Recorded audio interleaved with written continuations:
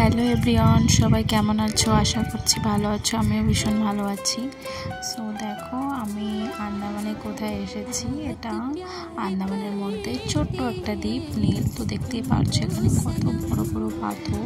আর এখানে সবাই আসে, কিন্তু অনেকেই আসে ঘুরতে। গেস্টরা বেশি আসে, বাইরের থেকে গেস্টরা বেশি আসে। ভীষণ একটা সুন্দর একটা জায়গা। আমরা যখন এসেছি তখন জলটা পুরো শুকিয়ে গেছে, সাগরের জলটা তেমন নেই, পুরো সব ডোবা থাকে জলে।